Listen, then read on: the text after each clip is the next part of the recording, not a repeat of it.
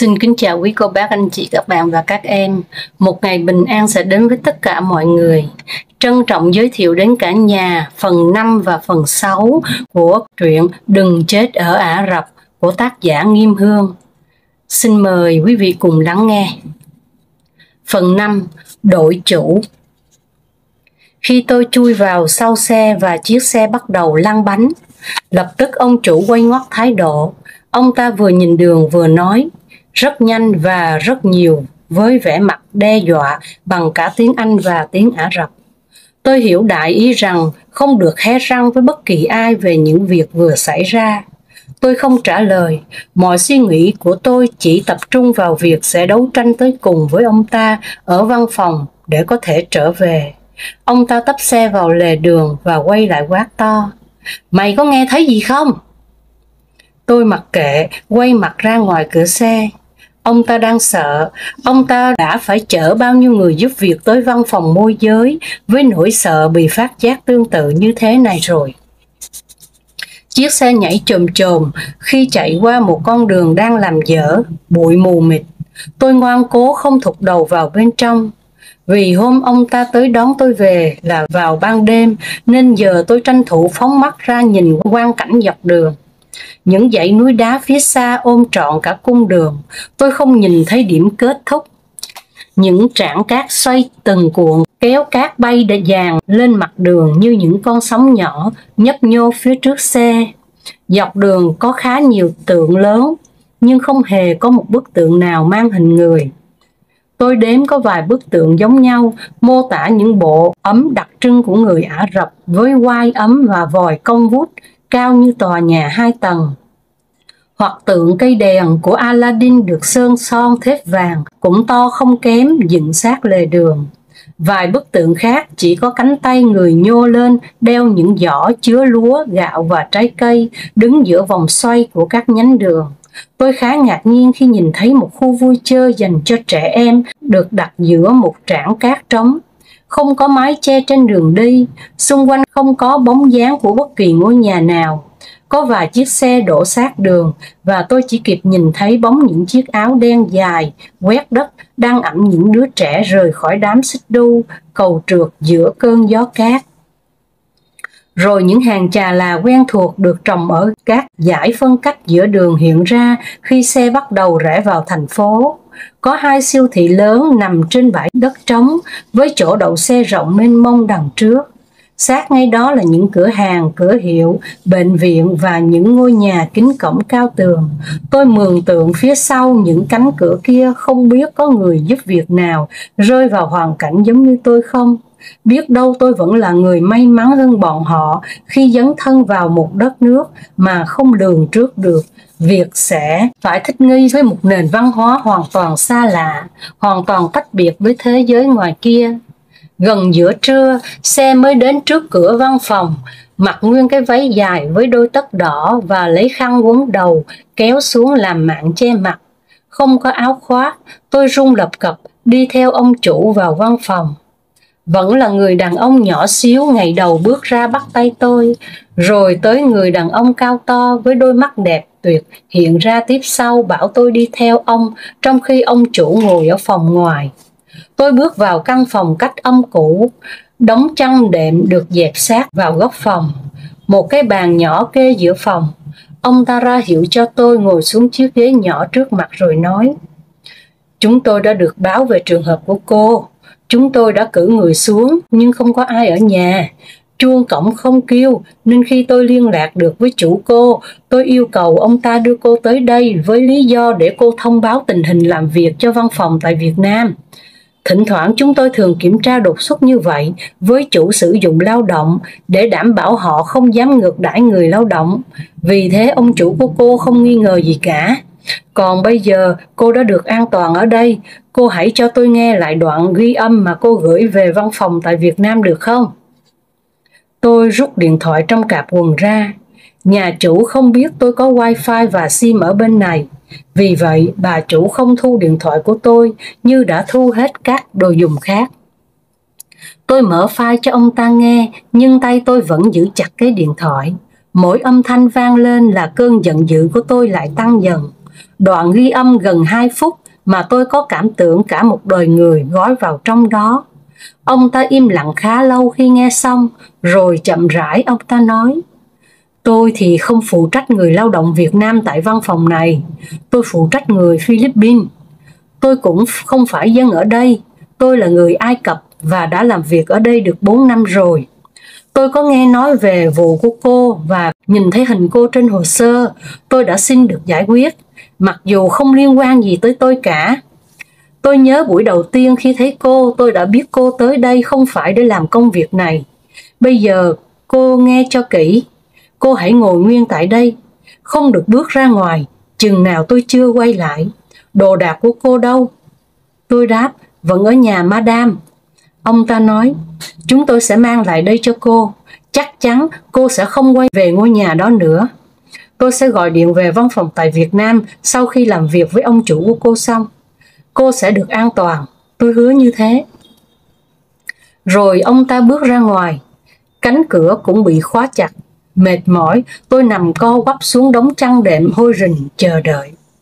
Chưa đầy 5 phút sau, người đàn ông bẩn thỉu bữa nọ mở cửa mang cho tôi một ly trà và một đĩa bánh mì phô mai. Tôi ăn ngấu nghiến, chợt nhận thấy âm thanh ầm ĩ bên ngoài lọt vào. Tôi nhìn ra, cửa không khóa. Tôi bật dậy, hé cửa. Một cuộc khẩu chiến có lẽ đã biến thành ẩu đả nếu như không phải đang ở trong văn phòng. Ông chủ của tôi mặt mũi đỏ gay, nhăn nhúm la hét. Hai tay ông ta liên tục giơ lên trời rồi chĩa về phía người đàn ông Ai Cập và ông nhỏ xíu kia.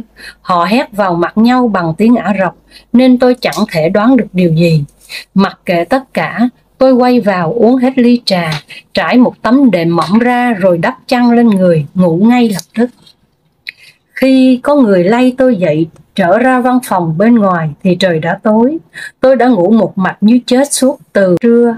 Đầu đau nhức, tôi bước ra.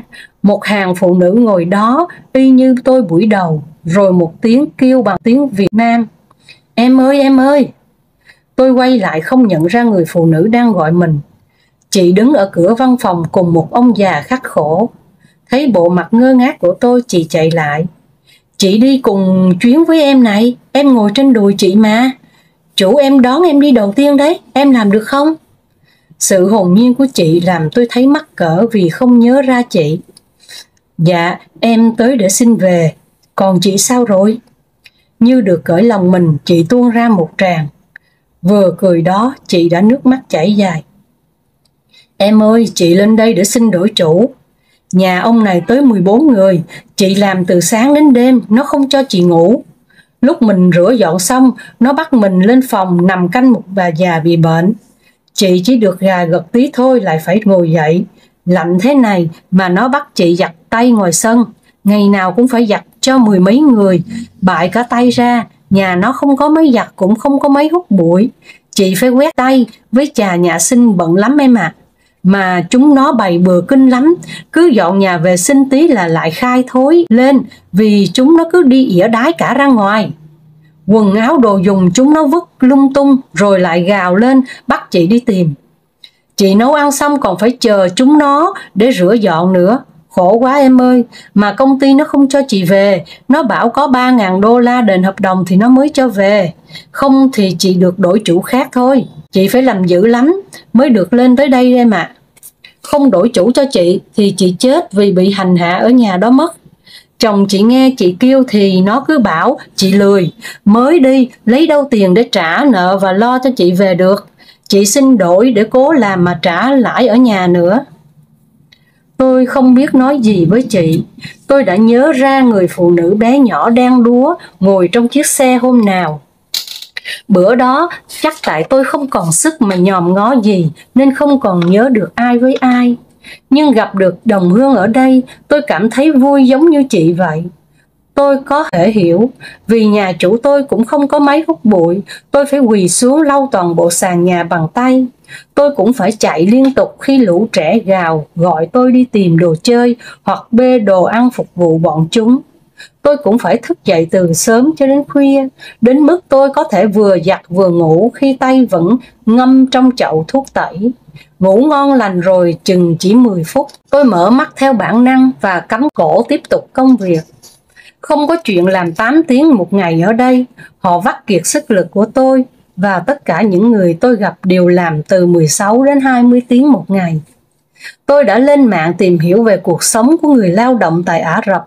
Tuy nhiên, tất cả chỉ là lời kêu cứu của những con người thấp bé cổ họng, không đủ để những người ở nhà thấu hiểu được cuộc sống thật sự ở đây. Bây giờ đối với tôi, Việt Nam là thiên đường. Khi trở về, tôi sẽ ăn một dĩa rau muống xào thật to, tôi sẽ ngủ một giấc thật sâu và tôi tin không có công việc gì ở Việt Nam làm tôi thấy khó, thấy khổ nữa. Tôi nói với chị cho em số điện thoại đi. Chị rút một cục gạch nhỏ màu trắng ra, đọc số cho tôi gọi. Khi điện thoại kêu lên in ỏi và mọi người đều nhìn thì chị lại bảo, rồi, chị có số của em rồi, chị sẽ nói chuyện thường xuyên với em nhé. Tôi nói, có lẽ em sẽ về Việt Nam, em sẽ gọi cho chị theo số chị cho, chị đừng đổi số nhé. Chị ngạc nhiên, thế em về bằng cách nào? Em bỏ tiền để về à? Thế chủ em làm gì mà em đòi về? Em cũng bị giống như chị à? Tôi cười ngượng. Ông người Ai Cập đã kiên nhẫn đứng nhìn màn hội ngộ của chúng tôi nãy giờ. Tôi chào chị và hứa sẽ điện thoại cho chị ngay khi về nước. Nhưng tôi chẳng bao giờ có cơ hội để làm điều đó. Thậm chí tên chị tôi cũng đã quên không hỏi. Sau khi đoàn người ngồi chờ ở ghế đã được dồn vào căn phòng phía sau, nơi họ sẽ đợi chủ tới đón về, ông người nhỏ xíu gọi tôi lại chiếc bàn kê sát cửa văn phòng. Ông hỏi tôi về ý muốn của mình. Tôi đáp muốn về Việt Nam, một chút ngạc nhiên. Chưa ai nói gì với cô à? Tôi trả lời rằng bị nhốt từ trưa tới giờ và không biết chuyện gì xảy ra. Ông ta gọi người đàn ông Ai Cập tới. Họ trao đổi một chút, sau đó người đàn ông nhỏ xíu kia rời đi và người đàn ông Ai Cập ngồi xuống. Đôi mắt to, màu đen với hàng lông mi cong dày đẹp, nhìn chăm chú vào tôi. Ông ấy đi từ trưa để lo cho vụ của cô nên không biết tôi để cho cô ngủ. Ông ấy nói với cô không thể về Việt Nam được bởi những giao ước đã ký trong hợp đồng. Nếu cô làm việc dưới 3 tháng thì cô sẽ được đổi chủ, hoặc cô sẽ đợi ở đây và người nhà của cô gửi tiền phạt hợp đồng sang để được trở về.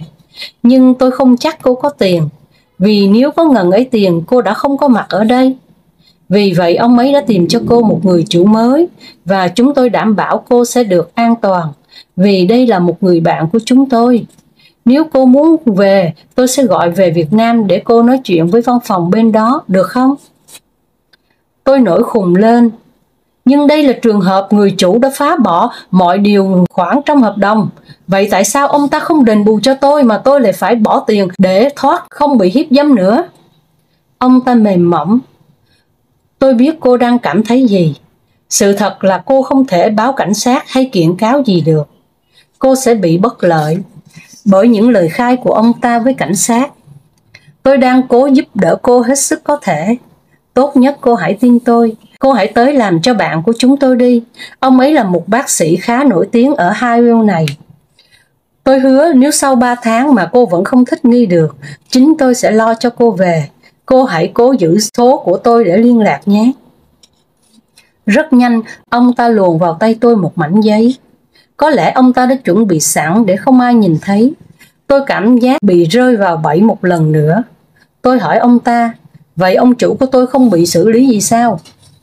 Câu trả lời dành cho tôi là tiếng xe phanh cháy máy bên ngoài đường. Vợ chồng ông chủ tôi cùng bước xuống.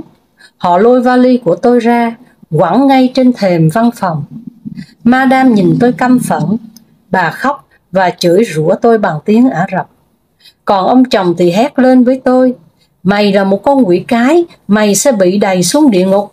Chúng tao đã phải trả 40.000 rial để có thể đưa được mày tới đây. Mỗi tháng tao sẽ phải trả hơn 2.000 rial tiền lương cho mày. Chúng tao không đánh, không chửi mày. Vì sao mày phản lại người chủ tốt bụng như vậy được? Đoạn ghi âm khốn kiếp của mày mà bây giờ chúng tao không được phép thuê người làm trong vòng 6 tháng liền. Vì mày mà giờ chúng tao vẫn phải trả lương cho mày 6 tháng tới, trong khi mày không làm việc. Vì mày mà tao mất trắng 40.000 rial, đồ con lợn bẩn thỉu. Tôi trân trối nhìn ông ta. Nếu những gì ông ta nói là đúng thì chúng tôi đã bị bán đi như những con lợn giống. Bên môi giới đã thẳng thừng cắt 1/3 tiền lương của chúng tôi mỗi tháng, vì tiền lương ghi trong hợp đồng bằng đúng 2/3 số tiền mà ông ta vừa gào lên trả cho tôi. Nghĩa là nếu chúng tôi vẫn còn làm việc thì môi giới vẫn có tiền đều đều. Điều đó lý giải tại sao họ chỉ đổi chủ chứ không cho chúng tôi về. Việc ông ta mất trắng ngần đó tiền cũng xứng với ông ta lắm. Nhưng số tiền đó chảy vào túi những kẻ buôn người hợp pháp thì không thể chấp nhận được. Vậy mà họ còn trơ tráo đòi chúng tôi nộp tiền phạt để được về. Khoản tiền phạt tương đương 6 tháng tiền công của chúng tôi, đủ để họ tìm được người mới để thế chỗ nếu chúng tôi rời bỏ đất nước này. Tôi quay lại người đàn ông Ai Cập hỏi, những điều ông ta vừa nói có đúng không? Có phải vì thế mà các ông không báo cảnh sát, để các ông có thể ăn trọn số tiền của ông ta và ăn cả số tiền các ông chuẩn bị bán tôi cho người chủ mới? Ông Ai Cập cúi sát vào mặt tôi, nói to rành rẽ. Tay ông ta gạt bà vợ đang chực chờ xông vào tôi. Bà ta nói rằng cô gài bẫy họ để được về. Bà ta nói đã nhìn thấy cô quyến rũ chồng bà ta. Nếu chúng tôi báo cảnh sát, lời của bà ta sẽ có giá trị hơn đoạn ghi âm kia của cô đó. Lúc đó chúng tôi không thể can thiệp để cứu cô được. Tôi đang cố gắng để cô hiểu rằng cô chỉ an toàn khi tôi còn ở cạnh cô trong văn phòng này thôi. Bất lực, tôi đành phải công nhận ông ta đúng. Vì Iris cũng đã cảnh báo tôi rồi. Hiện tại tôi chẳng đào đâu ra 3.000 đô la để có thể trở về. Tôi không thể nói chuyện với ai để có thể vay tiền được. Vì sĩ diện, tôi đã khoe toán lên cho cả thiên hạ biết mình đang có chuyến chu du mơ ước tại đất nước 1001 đêm này.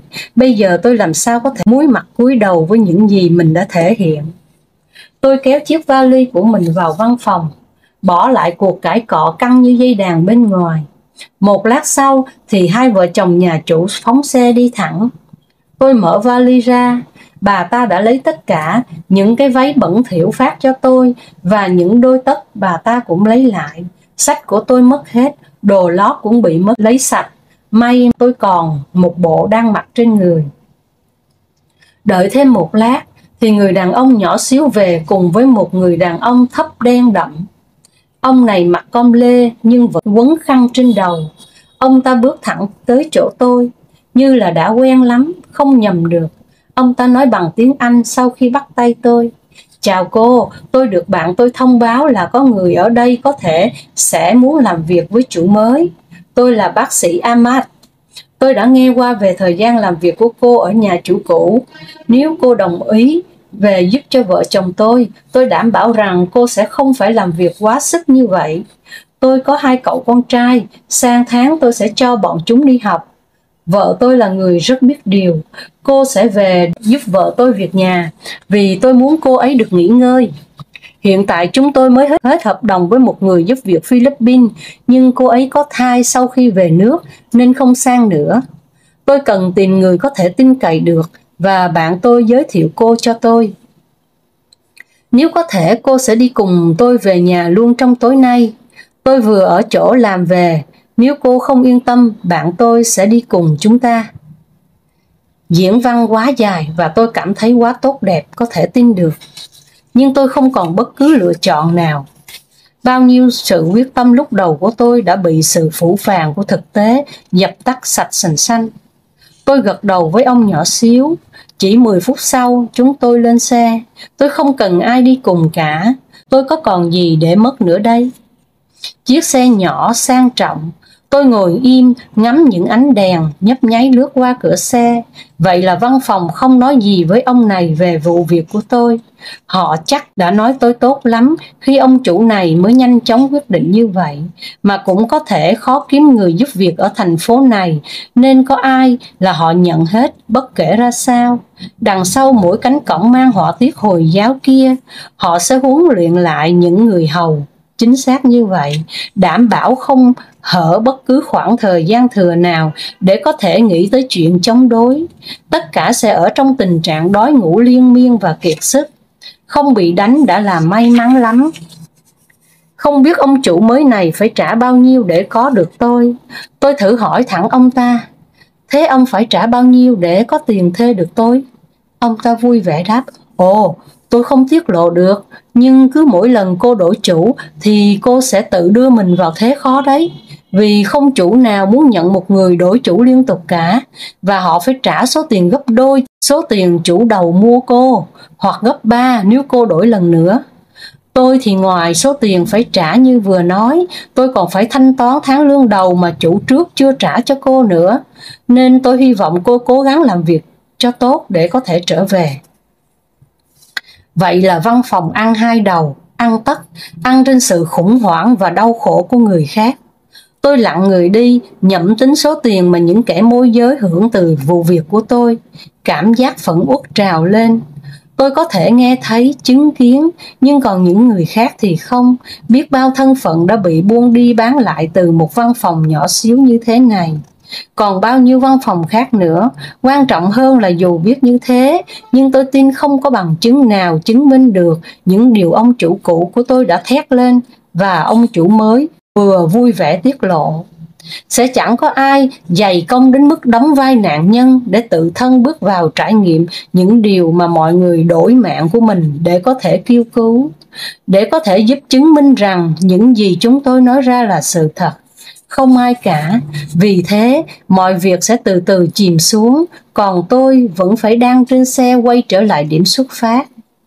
Đúng thế, khi tôi về tới nhà chủ mới, thời gian làm việc sẽ bị tính lại từ đầu. Giả sử tôi làm cho ông này 1 năm, sau mà xảy ra sự việc thì tôi đổi chủ. Tôi đổi chủ thì sẽ phải tiếp tục ở lại 2 năm nữa. Có lẽ vậy mà sau này khi tìm hiểu những người mang đủ các quốc tịch mà tôi quen được, tôi thấy rằng họ đều có chung một điểm là cắn răng chịu bị đầy đọa, chứ không ai chịu đổi chủ.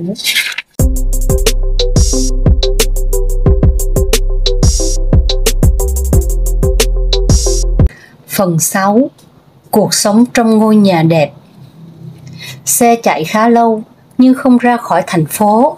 Hai yêu ban đêm khá lung linh. Biển quảng cáo lấp lánh, các khu nhà cao vút, các ngôi biệt thự đồ sộ xen giữa những cửa hàng sáng trưng đẹp đẽ, không thua kém bất kỳ thành phố hiện đại văn minh nào trên thế giới.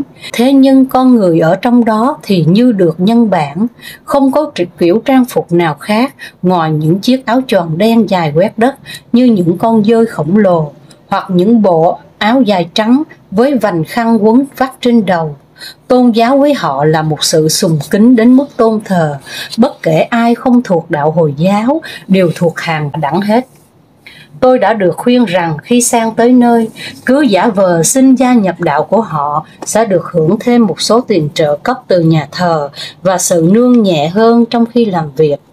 Rồi hết hợp đồng thì có thể bỏ đạo như bình thường. Tôi đã nghĩ thật là nhảm nhí, nhưng với tình cảnh hiện tại, có thể đã có những người làm như vậy để được sống sót cũng nên. Cua quẹo một hồi, ông chủ dừng xe trước một căn nhà rất đẹp có 2 cánh cổng.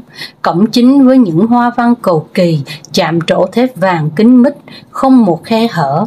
Ông ta dùng chìa khóa mở cổng, xe đổ bên ngoài đường.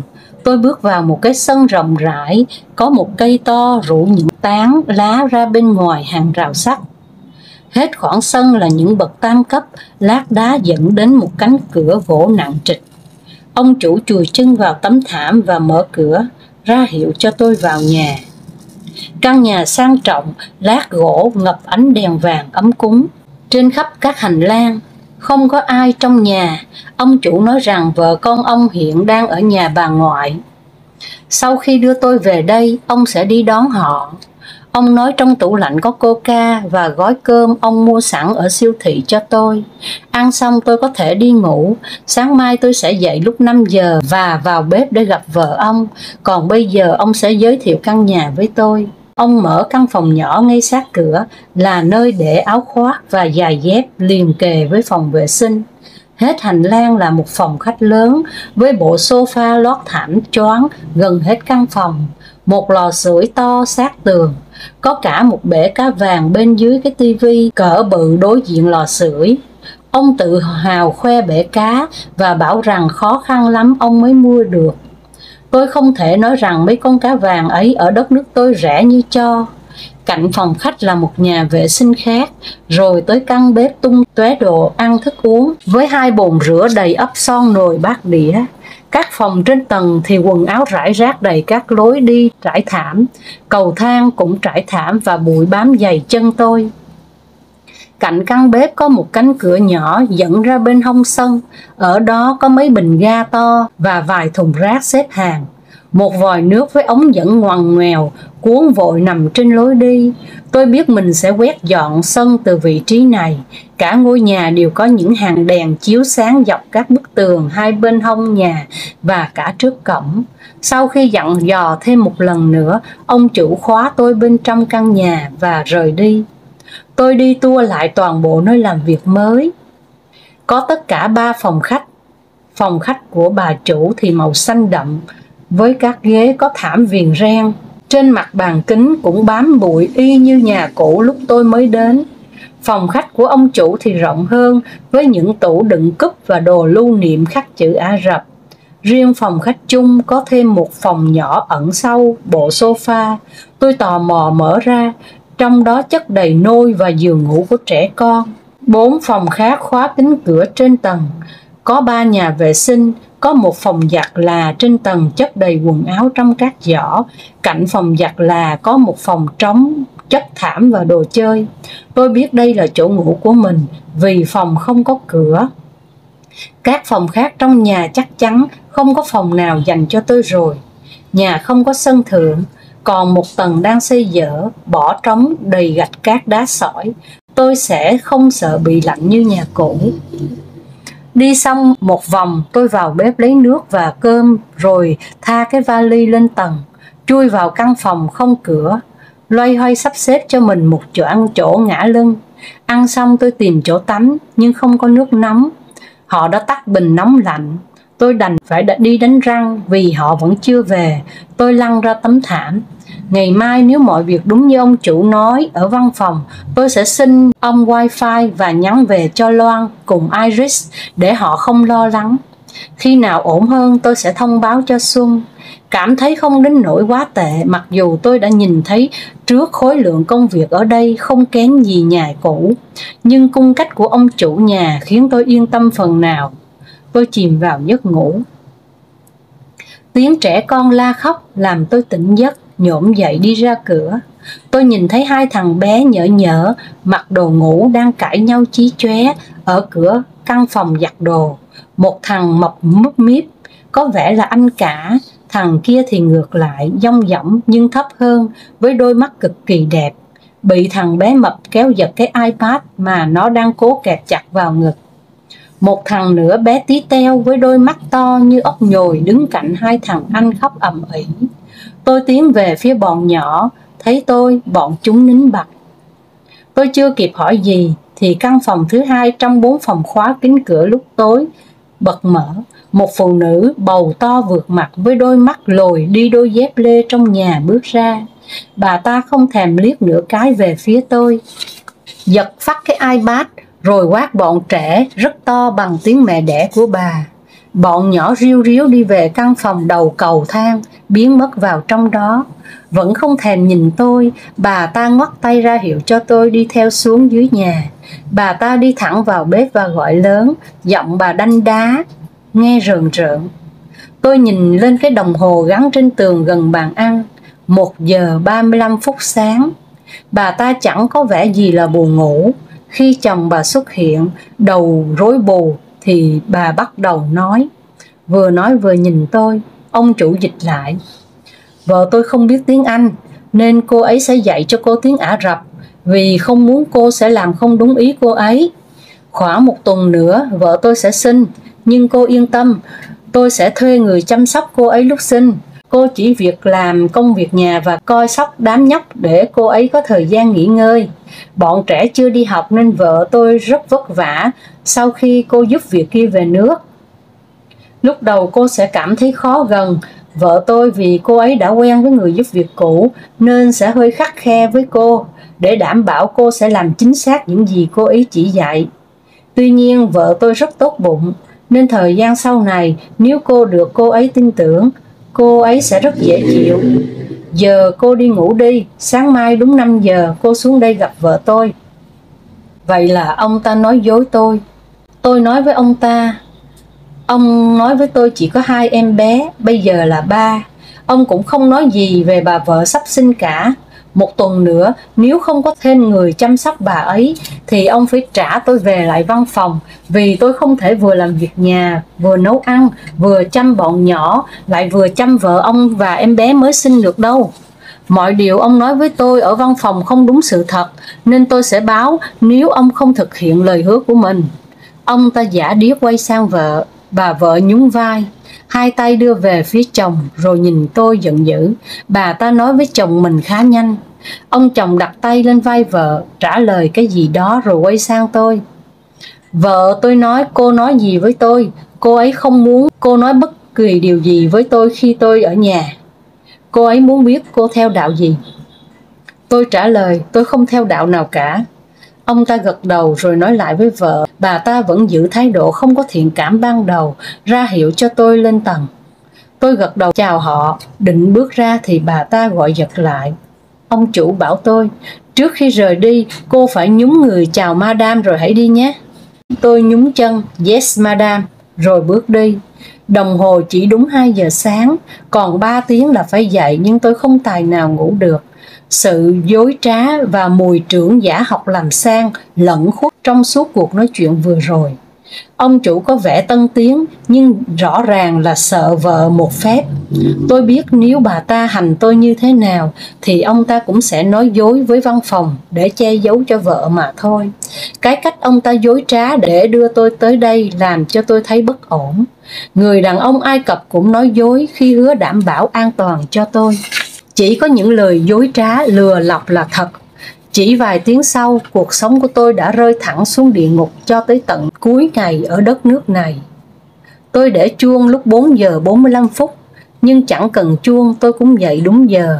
Đánh răng xong, tôi lôi thêm áo mặc vào trong váy, rồi lần xuống tầng. Cầu thang tối đen, cả nhà chìm trong bóng tối, duy căn phòng bếp vẫn sáng đèn. Tôi mở cửa, nó đã bị khóa. Tôi còn tưởng cánh cửa bị kẹt nên ra sức kéo, nhưng nó khóa thật. Tôi đành ngồi dựa vào tường chờ vì không dám gây ra tiếng động trong căn nhà đang say ngủ. Không nghe thấy tiếng loa cầu kinh công cộng như ở nhà cũ, nên khi bà chủ xuất hiện với tấm khăn choàng qua đầu, tôi không biết bà ta đã dậy cầu nguyện từ lúc nào. Bà ta đi ngang qua tôi, mở cửa bếp, đúng 5 giờ sáng. Một lát sau, ông chủ bước vào theo, ăn mặc chỉnh tề. Hẳn là ông đã lái xe tới nhà thờ để cầu nguyện buổi sáng. Ông nói hôm nay ông sẽ dịch lại cho tôi toàn bộ công việc trong nhà. Vợ ông sẽ chỉ cho tôi làm ngày đầu này, từ mai tôi có thể tự làm.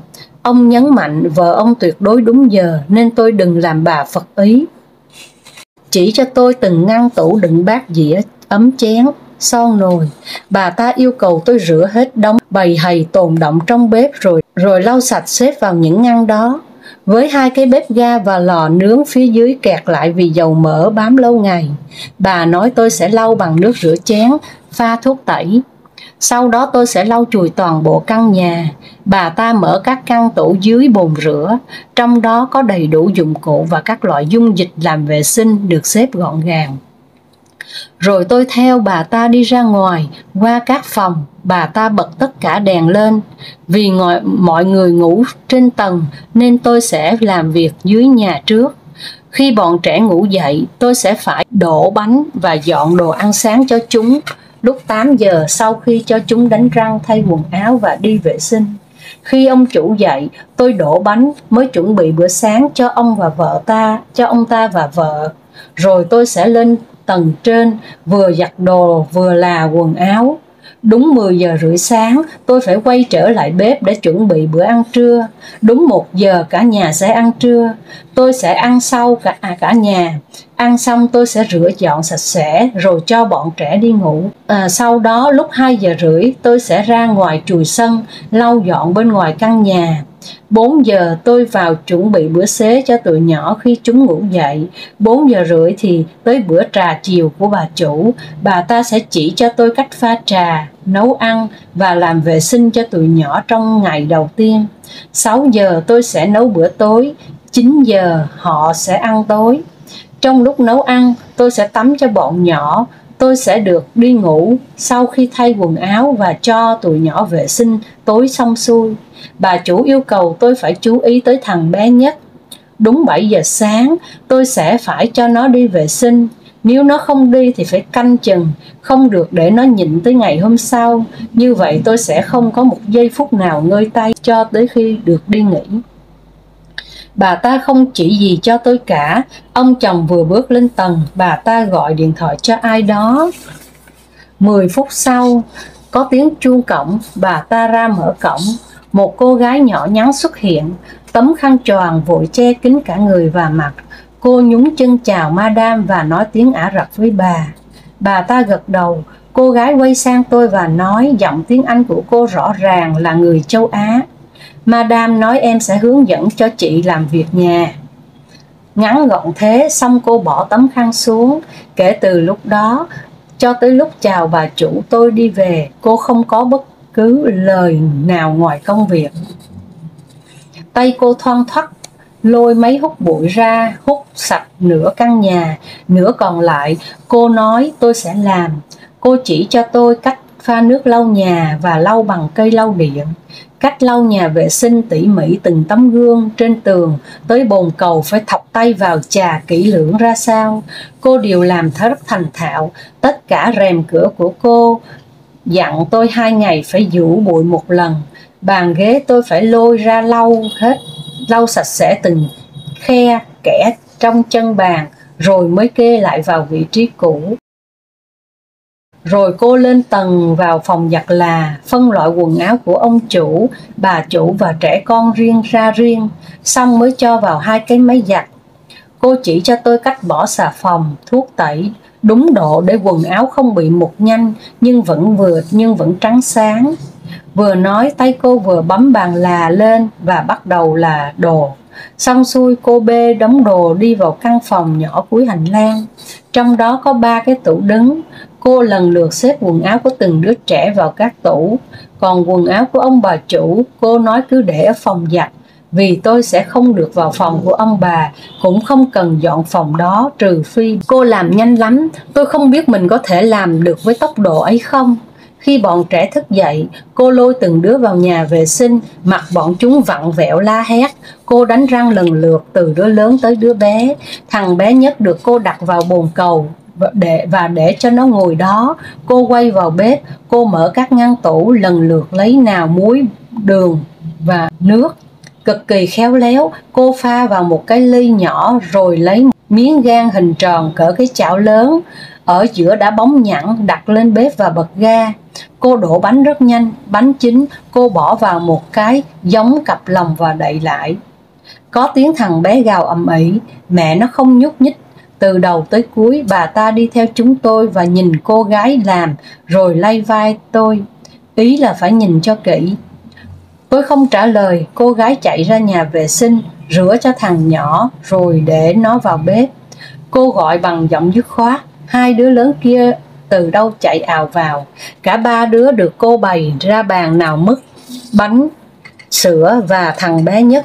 Cô đút cho nó từng miếng, sau đó để bọn nhỏ ngồi ăn nốt, cô tiếp tục đổ bánh.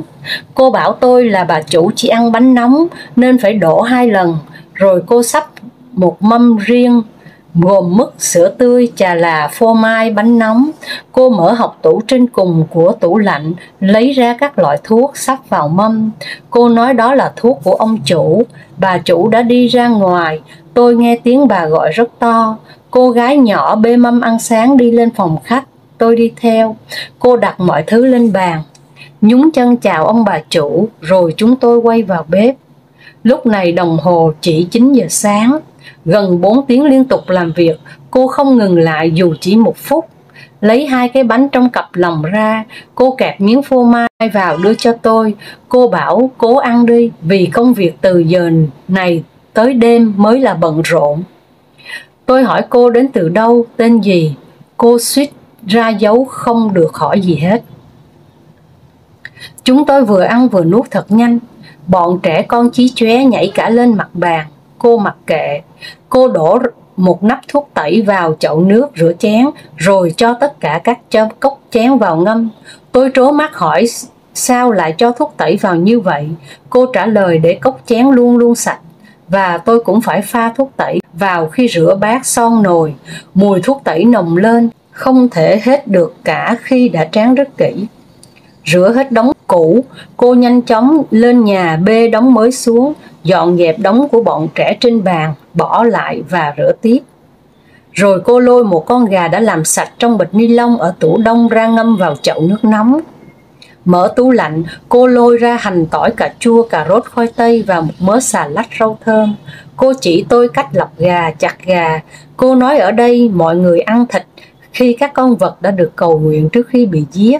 Rồi cô lấy gạo ra ngâm và giảng cho tôi món cơm gà mà cô sẽ nấu mẫu để tôi nhìn. Bà chủ xuất hiện bất thình lình sau lưng, làm tôi giật thót người. Bà ta dặn con dao mà cô gái nhỏ đang chuẩn bị gọt khoai tây ra hiệu để tôi gọt. Tôi cầm con dao nhặt củ khoai lên bắt đầu gọt, thì bà ta lại dằn lại. Bà ta bắt tôi gọt ngược như người phương Tây gọt táo. Tôi nói không quen gọt như vậy. Tôi có thể gọt theo cách của tôi, miễn sẽ làm vừa ý bà, có được không? Cô gái dịch lại, bà ta lắc đầu, dí con dao vào tay tôi. Nhưng tôi không thể, vì thế tôi gọt theo cách mà tôi biết. Không nói không rằng, bà ta tán mạnh vào đầu tôi, làm tôi loạng choạng ngã vào bồn rửa. Quá đau, mắt tôi hoa lên. Cô gái nhỏ cúi mặt, cầm con dao của tôi và gọt theo cách của bà ta vừa chỉ. Còn tôi như một đứa trẻ 3 tuổi ngu đần trong mắt bà ta, đứng đó nhục nhã không cách nào phản kháng. Biết rằng mình sẽ phải ăn đòn dài dài với kiểu gây sự khó hiểu và không che đậy của bà ta. Đánh tôi xong, bà ta nói với cô gái mấy câu. Cô lặng lẽ thu dọn mọi thứ thực phẩm vừa lấy ra, bỏ vào một cái nồi khá to và cục ngủn gọi tôi, đi. Tôi chưa hiểu gì, lúng túng quay lại nhìn Madame. Bà ta khoác tay tống tôi ra cửa.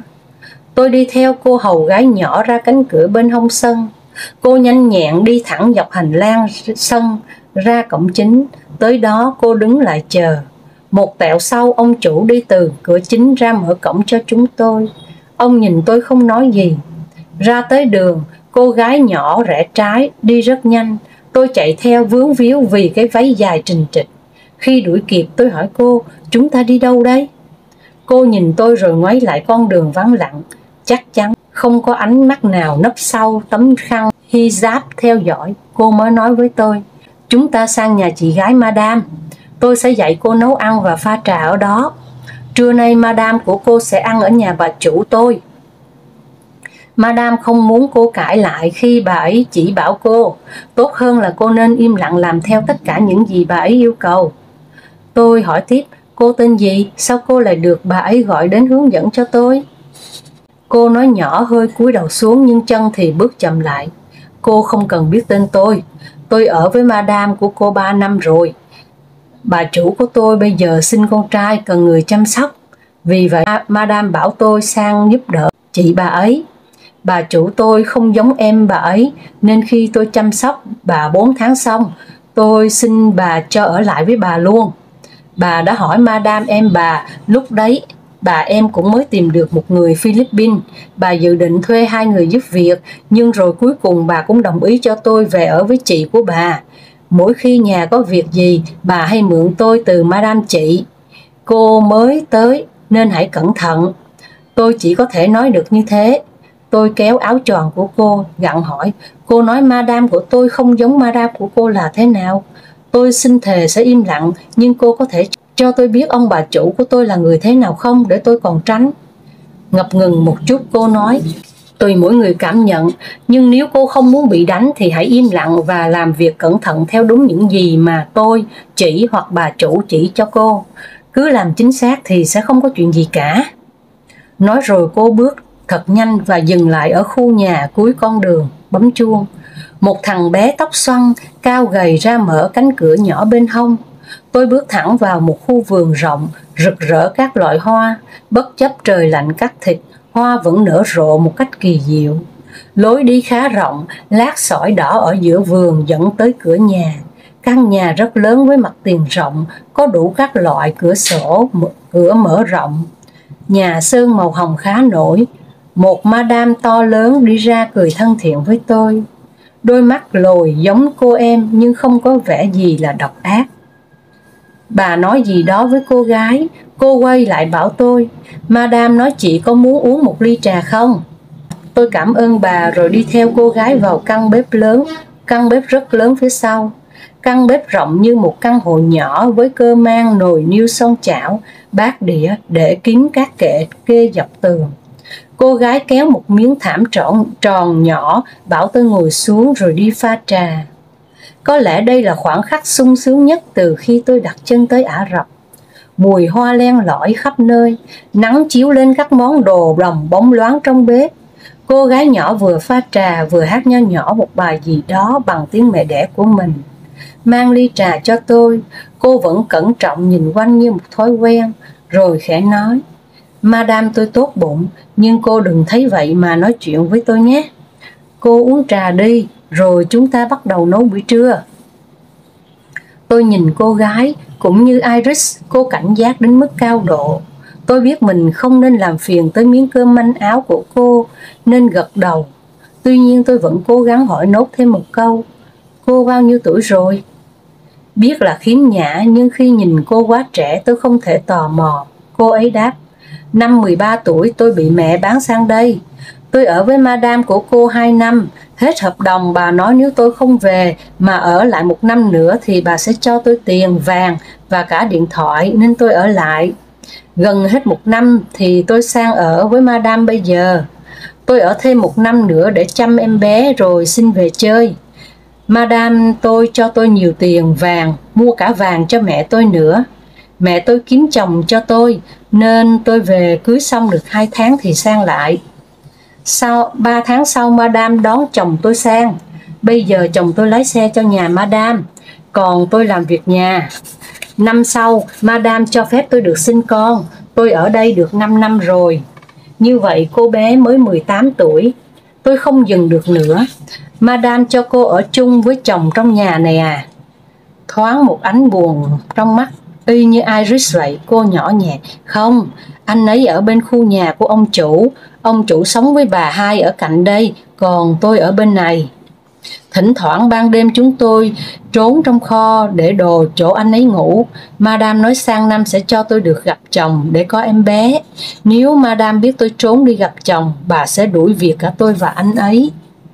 Ở đây có mình tôi, nhưng tôi quen việc rồi nên muốn ở thêm để kiếm tiền trả nợ cho mẹ, vì mẹ tôi mượn tiền trả cho người mai mối tìm chồng cho tôi, còn tiền của chồng tôi thì tiết kiệm để lo cho con.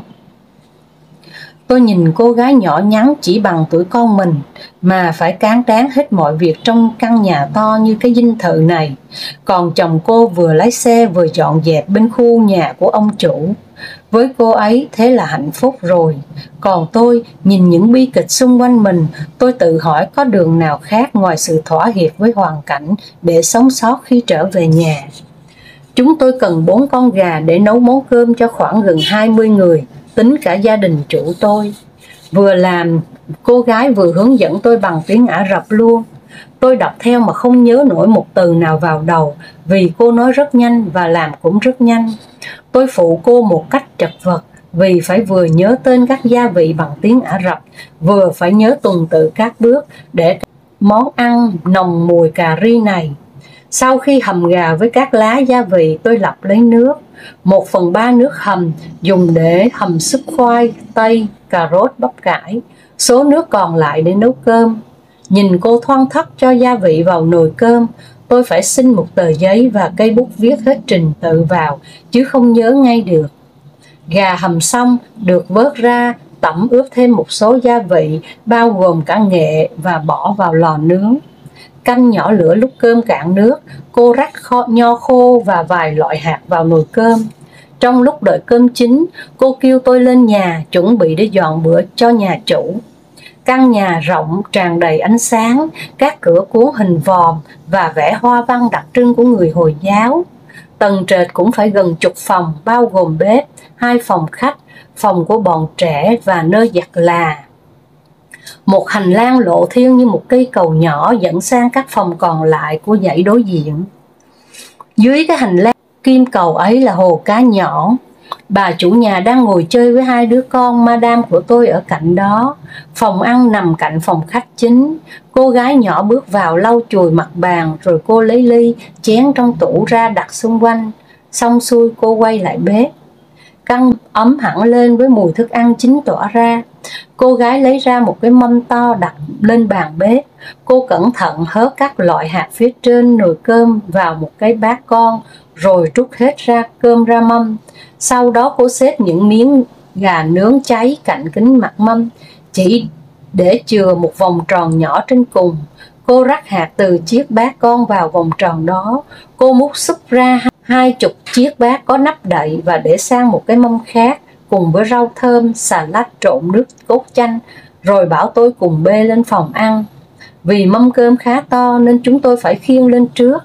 Mọi người đã chờ sẵn ở đó. Cô gái nhỏ lấy một cái mâm nhỏ hơn trong tủ, xúc một âu cơm và đặt lên đó một cái đùi gà lớn cùng với canh rau. Cô lẳng lặng bê mâm đi ra ngoài. Thoạt tiên tôi nghĩ đó là phần cơm của chúng tôi nên đi theo, nhưng cô quay lại rất nhanh nói: cơm này của ông chủ chị, tôi bê sang nhà cho ông vì ông không thể ăn chung với phụ nữ bên này được. Chị ở lại trông chừng bọn trẻ và các madam ăn nhé. Tôi quay lại, quên mất ông chủ tôi hiện diện ngay sát ở đây đó. Madam của tôi ngồi dưới sàn với các tấm đệm kê quanh lưng, còn những người khác thì ngồi trên bàn ăn. Có khoảng gần chục đứa trẻ con nhốn nháo quanh mâm cơm. Madam tôi bê một đĩa cơm và rất thành thạo, bà bóc một miếng nhỏ vo lại bằng 3 đầu ngón tay rồi bỏ vào miệng thằng bé út. Thấy tôi, bà ra hiệu đút cho nó. Tôi bê đĩa cơm và lóng ngóng không biết đút bằng tay như thế nào vì các hạt cơm khô rời rong rỗng. Thằng bé đứng trước mặt tôi há cái mỏ chim chờ sẵn. Tôi múc cơm bằng 3 ngón tay như bà chủ, nhưng cơm cứ trôi tuột đi đâu hết. Nhìn quanh, tôi lấy một cái thìa ăn canh súp múc cho nó. Nó chỉ vào tôi và nói với đám anh chị nó bằng một cái giọng ngọng nghịu. Bọn kia cười ầm lên. Một con bé béo núc, tóc xoăn, mắt lồi khoảng hơn 10 tuổi tới chỗ tôi và nói bằng tiếng Anh lơ lớ: cô đến từ đâu? À, cô đến từ Việt Nam. Việt Nam là ở đâu? Tôi đáp: Việt Nam xa lắm. Nó nhún vai: không biết. Tranh thủ tôi hỏi nó: thế chị làm ở đây đến từ đâu? Ở Bangladesh. Tôi không dám hỏi thêm vì phải chạy theo thằng bé út để đút cơm. Bữa ăn dài khoảng 1 tiếng thì kết thúc. Tôi và cô gái nhỏ dọn dẹp sạch sẽ trên phòng ăn rồi xuống bếp. Cô gái nhặt hết đám xương gà và giấy ăn trong mâm cơm ra rồi bốc ăn ngon lành. Tôi đứng ngây người. Ít ra ở nhà chủ cũ tôi còn được ăn những thứ chừa sẵn lại khi bê đồ ăn lên cho họ. Cô gái nhỏ cũng ngạc nhiên nhìn tôi: chị ăn đi chứ, ăn nhanh còn về nhà chủ chị mà làm việc. Tôi sẽ chỉ nốt cho chị cách pha cà phê rồi chị có thể về. Tôi lắc đầu: không thể ăn như thế này được. Lặng lẽ tôi mang son nồi bày bừa, lúc nấu ra bồn rửa bắt đầu kỳ cọ. Bàn tay tôi vẫn chưa lành hẳn, nhúng vào nước rửa chén, pha thuốc tẩy xót bắn người lên. Cô gái ăn xong thì ra phụ cùng tôi. Sau khi lau chùi căn bếp bóng loáng, tôi lấy giấy bút ra ghi cách pha ga òa, cà phê của người Ả Rập. Thứ bột màu vàng nâu mùi nồng như có mùi hồi và quế. Ga òa pha khá dễ nhưng phải căn giờ cho đúng thì mới ngon được.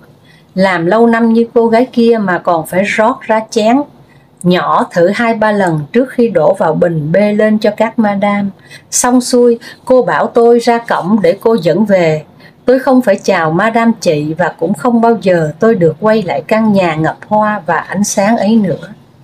Ông chủ mở cổng và cô gái nhỏ quay người đi.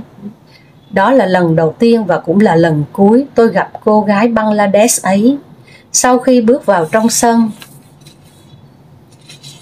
tôi phải hình dung công việc tiếp theo để làm cho đúng giờ. Tôi vào bằng cửa bên hông sân để vào bếp. nhìn đồng hồ, gần tới giờ đi chùi sân.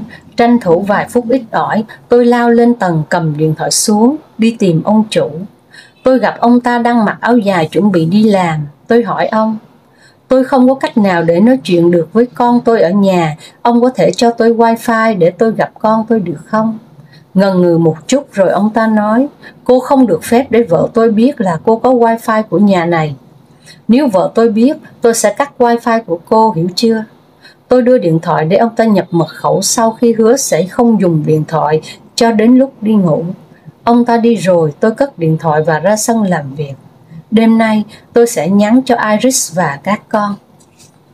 Phần 5 và phần 6 xin được phép tạm dừng lại ở đây. Hẹn gặp lại quý vị vào lúc 5 giờ 30 sáng trên kênh Cô Khanh Đọc Truyện và lúc 20 giờ trên kênh Truyện Mới Mỗi Ngày. Xin chào.